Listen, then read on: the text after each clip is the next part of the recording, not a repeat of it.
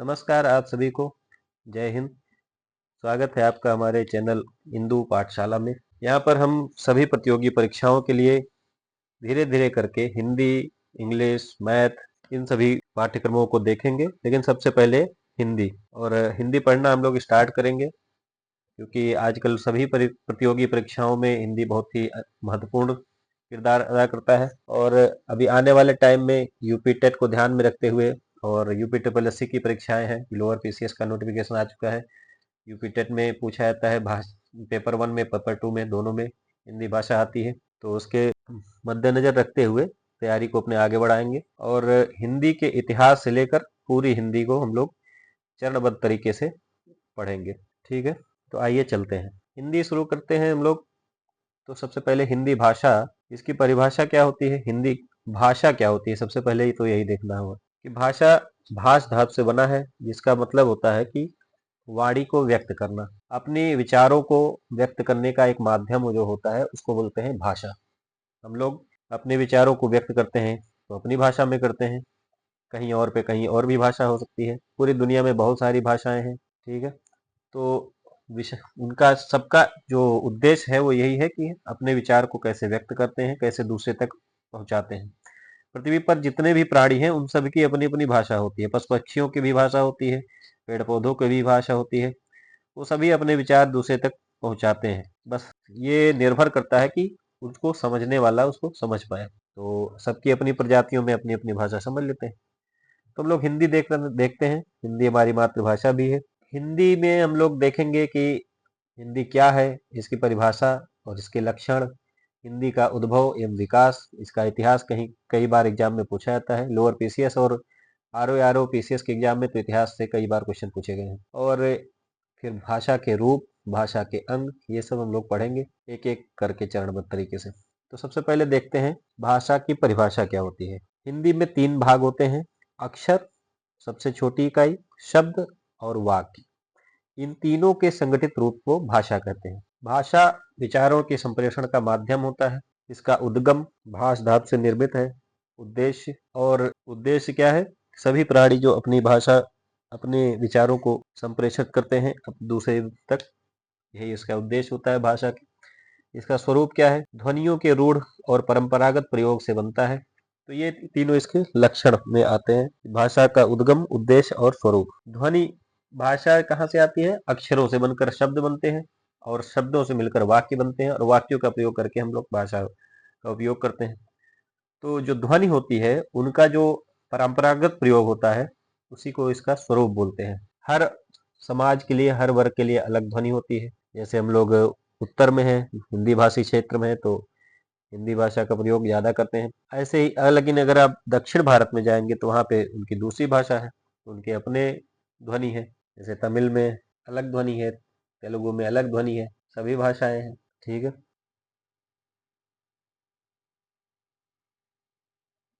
इसके बाद हम लोग देखते हैं हिंदी का उद्भव एवं विकास। तो हिंदी का उद्भव, हिंदी संस्कृत की ही से ही बना है और संस्कृत कहा जाता है कि बहुत प्राचीन भाषा है। देववाणी कहा जाता है हमारे यहाँ संस्कृत को। वेदों की रचना भी संस्कृत में ही हुई है। तो संस्कृत से धीरे धीरे चरणबद्ध तरीके से हिंदी में पहुंचेंगे। सबसे पहले आज से लगभग 3,500 साल पहले, या कह सकते हैं कि 1500 ईस्वी पूर्व, 1500 ईस्वी पूर्व आज से इसको 3 भागों में बांटा गया है। एक प्राचीन भारतीय आर्य भाषा जो 1500 ईस्वी पूर्व से 500 ईस्वी पूर्व तक है, प्राचीन भारतीय आर्य भाषा। दूसरा मध्यकालीन भारतीय आर्य भाषा जो कि 500 ईस्वी पूर्व से 1000 ईस्वी तक, एडी का मतलब ईस्वी, जो जीसस के जन्म के बाद के समय से। और तीसरा है आधुनिक भारतीय आर्य भाषा जो कि 1000 ईस्वी और से लेकर आज तक माना जाता है।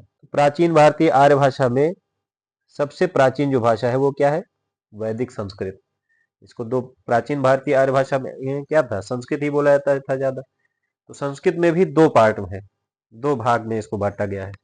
एक है वैदिक संस्कृत जिसमें कि वेद, उपनिषद, ब्राह्मण, अरण्यक ये सब ग्रंथ लिखे गए हैं। लेकिन ये आम जनमानस के लिए समझने में कठिनाई होती थी। तो धीरे धीरे उसका अब थोड़ा सा आसान रूप आया जिसको हम लोग बोलते हैं लौकिक संस्कृत। तो लौकिक संस्कृत में रामायण, महाभारत, पुराण आदि लिखे गए हैं, नाटक, व्याकरण ये सब चीजें हैं। इसके बाद मध्यकालीन भारतीय आर्य भाषा में, ये तो इतिहास हम लोग जल्दी जल्दी देख लेंगे, ज्यादा इसमें समय नहीं लगेगा। फिर लौकिक संस्कृत, वैदिक से आया लौकिक, थोड़ा आसान हुआ। उसके बाद फिर आता है मध्यकालीन आर्य भाषा में, तो लौकिक संस्कृत हम लोग देखे थे कि वैदिक से आसान हुआ तो लौकिक बना, और लौकिक से ही आसान हुआ और तो प्राकृत बना। तो मध्यकालीन आर्य भाषा में प्राकृत भाषा आई तो सबसे पहले 1000 ईस्वी से, इसका समय माना जाता है 1000 साल तक, मतलब 500 बीसी से 500 एडी तक, 500 ईस्वी पूर्व से 500 ईस्वी तक। और प्राकृत का और आसान रूप हुआ, या कह सकते हैं कि और सुलभ हुआ, तो वो बना अपभ्रंश। अपभ्रंश मीन्स किसी भाषा का आसान तरीका, जैसे बोलने में हो नहीं जाता है, किसी का नाम रहता है कुछ और, ब्लू बुलाते हैं, फिर डबलुआ हो जाता है, फिर कुछ और ही हो जाता है, तो आसान होता चला जाता है, मतलब आम बोलचाल की भाषा में बदलता चला जाता है, तो उसको बोलते हैं अपभ्रंश। अपभ्रंश 500 ईस्वी से 1000 ईस्वी तक माना जाता है। फिर इसका तीसरा चरण जो है वो है अवहट्ट। अपभ्रंश का और बिगड़ा हुआ रूप, या कह सकते हैं और आम बोलचाल भाषा में और ज्यादा बिगड़ गया जब, तो वो हो गया अवहट्ट। तो इसका जो समय है लगभग 200 वर्ष माना जाता है।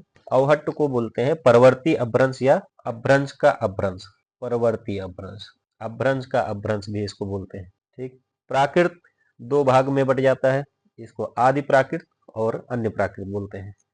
आदि प्राकृत से पाली भाषा निकली, और हमको पता है कि ये क्या है, आदि प्राकृत से निकली है, और इसी भाषा में, पाली भाषा में ही महात्मा बुद्ध ने अपने उपदेश दिए थे, ये आपने पढ़ा होगा इतिहास में। इसके बाद आता है आधुनिक भारतीय आर्य भाषा, जो 1000 एडी से आज वर्तमान समय तक माना जाता है। तो आधुनिक जो भारतीय भाषाएं हैं, जैसे कि आज की जो हिंदी है, वो आधुनिक भारतीय आर्य भाषा है, और इन्हीं में हिंदी का जन्म होता है। तो हिंदी का जन्म देखिए अवहट्ट से ही होता है, आगे हम लोग पढ़ेंगे। अभी एक जानकारी के लिए ऐसे ही बता दे रहा हूँ कि भारत में जो भारत के नोट पे लिखा जाता है, वो 15 विकसित भाषाओं का नाम लिखा जाता है। तो भारत में 15 विकसित भाषाएं हैं और 600 से अधिक बोलियां हैं। ठीक है, तो 15 भाषाओं का नाम है। वैसे वैसे तो संविधान में 22 भाषाओं को स्वीकार किया गया है, लेकिन नोट पे 15 भाषाओं का नाम लिखा रहता है। आगे चलते हैं। इसके बाद अब हम लोग पढ़ेंगे प्राकृत के भेद। हमने समझ लिया था कि हिंदी से संस्कृत, वैदिक संस्कृत था, वो लौकिक संस्कृत हुआ, लौकिक संस्कृत से फिर प्राकृत आया। अब प्राकृत के 5 भेद हैं। इसके कितने भेद हैं? 5 भेद हैं। पहला सौरसेनी, दूसरा पैसाची, तीसरा महाराष्ट्री, चौथा मागधी, पांचवा अर्धमागधी। ये सभी अपने भौगोलिक विस्तार के आधार पर बांटे गए हैं। जैसे कि सौरसेनी, सूरसेन महाराज का नाम सुना ही होगा, मथुरा के राजा थे, कंस के पिताजी। तो सूरसेन, उनके आसपास का क्षेत्र जो है मथुरा और मध्य प्रदेश का क्षेत्र, वहां से सौरसेनी। पैसाची जम्मू कश्मीर के क्षेत्र में। महाराष्ट्री महाराष्ट्र और गुजरात के क्षेत्र में। मागधी मगध के क्षेत्र में। मगध एक महाजनपद हुआ करता था, जहाँ से बहुत सारे जो है इतिहास में बहुत राजाओं का नाम आता है मगध से, सम्राट अशोक, सम्राट चंद्रगुप्त मौर्य आदि। अर्धमागधी कौशल और अवध क्षेत्र। कौशल और अवध क्षेत्र मीन्स कह सकते हैं कि आप जो मगध है उसके पश्चिम, और मथुरा का जो क्षेत्र है, सौरसेनी जो क्षेत्र है, उससे पूरब, इसके बीच का जो एरिया है, जो बीच का क्षेत्र है, वो कौशल क्षेत्र है। और वहां पे कौन सी भाषा प्रयोग में आई? प्राकृत का भेद जो है वो अर्धमागधी। तो हिंदी की उत्पत्ति जो है सौरसेनी अपभ्रंश से हुई है, ये अभी आगे पढ़ेंगे हम लोग। अभी तो प्राकृत के भेद देख रहे हैं, इसके बाद देखेंगे हिंदी की उत्पत्ति सौरसेनी अपभ्रंश से हुई है। अच्छा, इसी में जो है अगला चरण आता है कि जैसे प्राकृत आया, प्राकृत के बाद आया था अपभ्रंश। तो अपभ्रंश जो होता है वो आपका, इसके 7 प्रकार होते हैं। अपभ्रंश के 7 प्रकार होते हैं। कौन कौन से? तो 5 तो यही रहेगा। एक हो गया पहला सौरसेनी, दूसरा पैसाची, तीसरा महाराष्ट्री, चौथा मागधी, पांचवा अर्धमागधी। छठा जो है 6 और 7 इसमें अलग और ऐड हो जाता है। छठा है ब्राचर और 7वां है खस। ये दो इसमें और ऐड हो जाते हैं, ब्राचर और खस। तो अपभ्रंश से फिर हिंदी का विकास होता है। तो ये सवाल कई बार पूछा गया है कि कौन से हिंदी का विकास किससे हुआ है? तो हिंदी का विकास सौरसेनी अपभ्रंश से हुआ है। ये याद रखिएगा, एग्जाम में कई बार पूछा जाता है। हिंदी का विकास सौरसेनी अपभ्रंश से हुआ है। और फिर अब चलते हैं आधुनिक भारतीय आर्य भाषा, इसका कालक्रम और इसका भौगोलिक विस्तार सब चीज देखेंगे। तो आधुनिक भारतीय आर्य भाषा जो है, ये हमने पढ़ा कि 1000 एडी या कहीं कहीं 1100 एडी रहता है, उससे आज तक माना जाता है। अब ये भी 3 पार्ट में डिवाइड है। एक हो गया आप या पुरानी हिंदी जिसको बोलते हैं, जो कि आपका 1100 एडी से लगभग 1400 ईस्वी तक, 1100 ईस्वी से 1400 ईस्वी तक रहता है, 1100 से 1400 ईस्वी तक। दूसरा हो गया मध्ययुगीन हिंदी, जो कि 1400 ईस्वी से 1850 ईस्वी तक माना जाता है। और तीसरा आधुनिक जिसको बोलते हैं, आधुनिक हिंदी, जो 1850 ईस्वी से आज तक वर्तमान समय तक माना जाता है। हम लोग पढ़े भी हैं आधुनिक हिंदी में भारतीय हिंदी युग, द्विवेदी युग, प्रसादेत्तर युग, ये सब चीजें हम लोग पढ़े हुए हैं। आदिकाल में जो पुरानी हिंदी है उसमें आदिकाल भक्तिकाल का प्रारंभ होता है, ये सब पढ़े हैं हम लोग हिंदी में, जो और डिटेल में पढ़े होंगे या हिंदी से ग्रेजुएशन वगैरह किए होंगे उनको ये सब पता होगा, हालांकि इतना परीक्षा में नहीं पूछा जाता है। और फिर मध्ययुगीन और उसके बाद आधुनिक हिंदी। इसका भौगोलिक विस्तार अगर देखें तो उत्तर में हिमालय से लेकर दक्षिण में नर्मदा, नर्मदा मीन्स गुजरात के आसपास, दक्षिण में नर्मदा नदी, और पूरब में भागलपुर जो बिहार में है, और पश्चिम में रोहतास मतलब हरियाणा, जो आज रोहतक है उसी को रोहतास बोलते हैं। हिंदी की प्रकृति कैसी है? हिंदी की प्रकृति रचनात्मक और लोचदार है। अब देखते हैं आगे कि हिंदी जो है उसका रूप क्या है। ये भी आप याद रखिएगा कि कई बार पूछा जाता है कि हिंदी की प्रकृति कैसी है, तो हिंदी की प्रकृति रचनात्मक और लोचदार होती है। अब इसके बाद अगला चरण जो है वो हिंदी का रूप है। तो रूप देखिए, भाषा का रूप जो होता है वो एक होता है बोली, जो स्थानीय स्तर पर बोली जाती है उसको बोली बोलते हैं। उसके बाद दूसरा होता है भाषा या परिनिष्ठित भाषा या उपविभाषा, उपभाषा इसको बोलते हैं। ये जो थोड़े और बड़े क्षेत्र में हो जाता है तो भाषा हो जाता है, और इसमें व्याकरण भी जुड़ जाता है। व्याकरण से जुड़कर जब बोली में व्याकरण का टच लग जाए तो वो क्या बन जाता है? परिनिष्ठित भाषा बन जाता है। और जब किसी बृहद भौगोलिक क्षेत्र में उसको अंगीकृत कर लिया जाए, जोड़ लिया जाए, तो उसको राष्ट्रीय भाषा बोलते हैं। या एक किसी राष्ट्र के लिए जैसे एक भाषा उपयोग में लाने लग जाते हैं उसके कार्यालय, उसके ऑफिशियल यूज में, तो उसको एक राष्ट्रभाषा बोलते हैं। एक सवाल आपसे पूछेंगे कि हिंदी की प्रकृति रचनात्मक है, ये तो ठीक है, लोचदार है, लेकिन हिंदी दुनिया की किस भाषा से समानता रखती है? ये प्रश्न आपसे हम पूछ रहे हैं, ये कई बार सवाल आया हुआ है, तो इसका उत्तर आप लोग कमेंट बॉक्स में जरूर दीजिएगा। अगले चरण में, अगले जो सेशन लेकर आएंगे उसमें हम इसका उत्तर देंगे। ठीक है, आगे चलते हैं। हिंदी में जो बोली है उनका सफर, क्योंकि बोलियों से, जो बोलियों का क्षेत्र है उनसे कई बार क्वेश्चन आया है। उत्तर प्रदेश में बोलियों का अगर पूरब से पश्चिम की ओर देखें तो पूरब में जो पूर्वी उत्तर प्रदेश है वहां पर भोजपुरी, उसके बाद अवधी, उसके बाद ब्रज, जैसे जैसे पश्चिम में बढ़ते जाएंगे, देखिए भोजपुरी से और पश्चिम गए तो अवधी आया, अवधी से और पश्चिम जाएंगे तो ब्रज भाषा, ब्रज भाषा से और पश्चिम जाएंगे जो मेरठ का क्षेत्र है, मेरठ, और वो उस क्षेत्र में खड़ी बोली बोला जाता है। तो खड़ी बोली से ही मानक हिंदी का प्रादुर्भाव हुआ है, इसी खड़ी बोली को मानक हिंदी बोला जाता है। ये आपका रामपुर, बिजनौर, मेरठ, मुरादाबाद, सहारनपुर आदि क्षेत्र है जो वहीं उसी को माना जाता है खड़ी बोली का क्षेत्र। अवधी और भोजपुरी, ब्रज, इन सब की एक प्रकृति होती है। जैसे अवधी में ला का प्रयोग ज्यादा होता है, सॉरी, भोजपुरी में ला का प्रयोग ज्यादा होता है, अवधी में ना का प्रयोग ज्यादा होता है, ब्रज में औ का प्रयोग ज्यादा होता है। ओ चाचू बोलते हैं ना उसमें, जो ब्रज भाषा में, उसमें ओ का प्रयोग ज्यादा होता है। अब कुछ प्रमुख बोलियां हैं, इनसे कई बार सवाल पूछे गए हैं। जैसे पूर्वी हिंदी में कितनी बोलियां हैं, पश्चिमी हिंदी में कितनी बोलियां हैं, पहाड़ी बोली में कितनी बोलियां हैं, इससे बहुत बार सवाल पूछे हैं। इसको आप मोस्ट इम्पोर्टेंट लिख लीजिए। पूर्वी हिंदी में 4 बोलियां हैं, अवधी, बघेली, छत्तीसगढ़ी, बिहारी। पश्चिमी हिंदी में 6 बोलियां हैं, ब्रज भाषा, कन्नौजी, बुंदेली, खड़ी बोली, बांगरू, राजस्थानी। ठीक है, पहाड़ी बोली में 2 बोलियां हैं। याद करने के लिए आप ऐसे समझ सकते हैं कि गढ़वाली, कुमाऊनी उत्तराखंड के ऊपर का क्षेत्र है, उत्तराखंड में आता है, तो वो पहाड़ी बोली आप समझ लीजिए। पूर्वी तो अवधी होगा ही पूर्वी हिंदी में, बघेली जो अवध से ही लग के मध्य प्रदेश का क्षेत्र है, बिहारी भी इसमें आ जाएगा, और छत्तीसगढ़ी भी इसमें आता है। कई बार छत्तीसगढ़ी को लोग कंफ्यूज करके अगर दक्षिण में मत समझ लीजिएगा, वो पूर्वी हिंदी का भाग है। पश्चिमी हिंदी में कन्नौजी, कन्नौज तो आपके पश्चिमी उत्तर प्रदेश में है ही, बुंदेलखंड का क्षेत्र जो इटावा आसपास जो आज का है वो भी हो गया इसी में। ब्रज भाषा वो तो पश्चिमी बोली है। खड़ी बोली, मेरठ और गाजियाबाद, मुरादाबाद, वो सबका सहारनपुर का क्षेत्र खड़ी बोली। बांगरू और राजस्थानी, ये दोनों राजस्थानी है, तो ये भी पश्चिमी बोली है। ठीक है, ऐसे याद कर लेंगे। अब कुछ जो संवैधानिक हिंदी का यात्रा, जो संवैधानिक यात्रा है उसको देखेंगे। भारत की राजभाषा जिसको हिंदी के रूप में स्वीकार किया गया, कब स्वीकार किया गया था ये? 14 सितंबर 1949 को भारत को की राजभाषा को, हिंदी को स्वीकार किया गया। ठीक है, और प्रथम राजभाषा आयोग बना 1955 में। ये किस अनुच्छेद के अंतर्गत है? तो राजभाषा जो है वो अनुच्छेद 243 के अंतर्गत में है, और राजभाषा आयोग जो है वो अनुच्छेद 344 के अंतर्गत में है। तो इसलिए इसमें कंफ्यूज मत होइएगा। 343 में राजभाषा है और 344 में राजभाषा आयोग है। पहला आयोग जो बना वो 1955 में बना।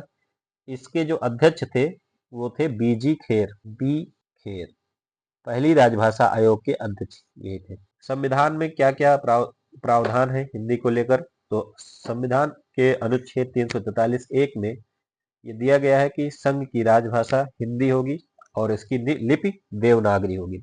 लिपि पे ध्यान रखिएगा कि बगैर लिपि के कोई भाषा जो है वो परिनिष्ठित भाषा नहीं होती। तो हिंदी की लिपि है और वो क्या है? देवनागरी।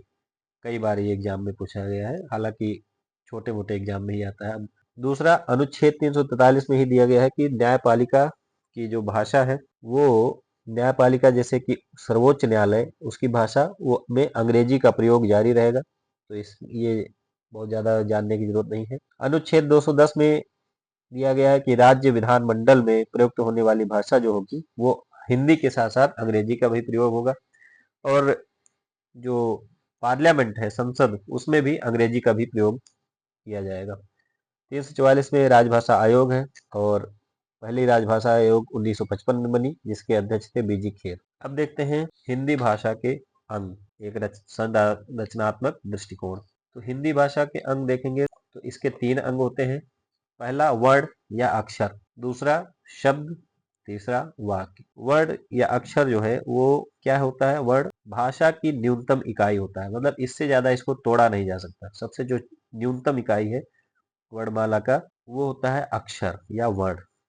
इससे मिलकर बनते हैं शब्द, और शब्दों से मिलकर बनते हैं वाक्य। तो वर्णों को, कई सारे वर्णों को एक साथ रख के जो एक श्रृंखला बनाई जाती है उसको क्या बोलते हैं? वर्णमाला। तो वर्णमाला का निर्माण कैसे होगा? वर्णों से। शब्द से शब्द रचना कैसे बनेगी? अक्षरों को जोड़ जोड़ कर शब्द बनता है, और शब्दों से शब्द का रूप आता है। शब्दों को जोड़कर बनता है वाक्य। तो वाक्य में हम लोग शब्द में पढ़ेंगे शब्द रूप, और वाक्य में वाक्य रचना और वाक्य शुद्धि, ये हम लोग पढ़ेंगे। अब आइए चलते हैं हिंदी वर्णमाला में। देखिए वर्णमाला में ऐसे, हिंदी की जो वर्णमाला है आ से लेकर ज्ञा तक, ये हिंदी की वर्णमाला है। बहुत लोगों को याद भी नहीं होगा, लेकिन याद कर लीजिएगा, बहुत ही इंपॉर्टेंट है। और अगर वर्णमाला आप एक बार समझ लिए तो बहुत सारे प्रश्न आपके इसी से हल हो जाएंगे, क्योंकि वर्णमाला से संबंधित कई अलग अलग टाइप के प्रश्न पूछे जाते हैं, हम लोग आगे डिस्कस करेंगे। वर्णमाला में सबसे पहले तो ये समझ लिए कि कुल 52 वर्ण है, जिसमें 11 स्वर हैं और 33 व्यंजन है।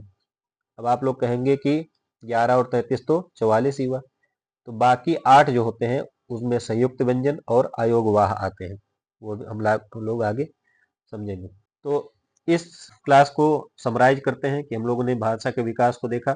संस्कृत से जिसका विकास हुआ, संस्कृत से फिर वैदिक संस्कृत से लौकिक संस्कृत से प्राकृत से अभ्रंश से अवहट, ये सब इसके विस्तार के चरण हैं। फिर हम लोगों ने देखा भाषा के रूप, और अंत में देखा वर्णमाला।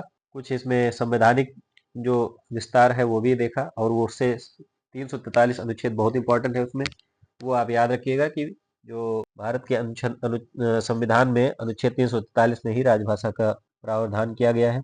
14 सितंबर 1949 को हिंदी को राजभाषा के रूप में स्वीकार किया गया, और इसीलिए 14 सितंबर को राष्ट्रीय हिंदी दिवस भी मनाया जाता है। इस सेशन में इतना ही रखेंगे, बाकी अब वर्णमाला और उससे आगे, क्योंकि बहुत ही इंपॉर्टेंट आएगा, और उसको अगली क्लास में से स्टार्ट करेंगे। आप सब लोग अपनी तैयारी करते रहें, स्वस्थ रहें, मस्त रहें, और हंसते मुस्कुराते अपनी पढ़ाई करते रहें। तैयार मिलेंगे अगली क्लास में। जय हिंद, धन्यवाद। अगर पसंद आया हो तो चैनल को लाइक करें, सब्सक्राइब करें, और अपने दोस्तों के साथ भी शेयर करें। जय हिंद।